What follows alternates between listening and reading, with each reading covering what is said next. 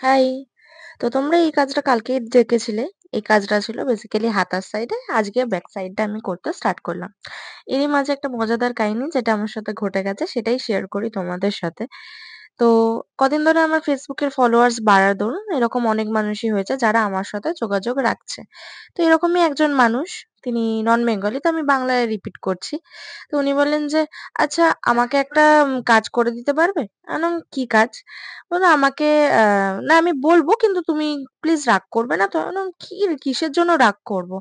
আ উনি বললেন যে, "আমাকে একটা আর্ট ওয়ার্ক করে দিতে পারবে?" আমি অনেকক্ষণ চুপ থাকার পর আমি ভাবলাম যে, "হ্যাঁ, অবশ্যই কেন পারব না? আমি তো পেইড ওয়ার্ক করি। আপনি যদি আমাকে সেই পেইড ওয়ার্ক এর পারিশ্রমিকটা দেন, আমি অবশ্যই করে দেব।" উনি আমাকে বললেন যে, "তুমি তো আঁকা জানোই। এর জন্য আবার তুমি টাকা নেবে?"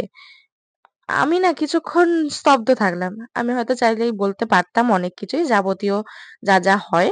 তারপরে ভাবলাম যে না থাক। কি করা যাবে? এরকম বলে আমি ছেড়ে দিলাম। তো যাই হোক, এটা দেখো বাইরের পরিস্থিতি তখন খুবই খারাপ হয়ে গেছিল। হঠাৎই বৃষ্টি, হঠাৎই ঝড়। আর তারই মাঝে আমি ফিনিশ করছিলাম আমার এই কাজটা যেটা আমার আজকেই দেওয়ার কথা ছিল। তো এটা হলো ফাইনাল লুক। আমি রীতিমতো ফোনের টর্চ জ্বেলেই করেছিলাম। তো দেখে জানাও কেমন লাগছে। দেখা হচ্ছে পরের একটা ব্লগে। এখনের মতন টাটা।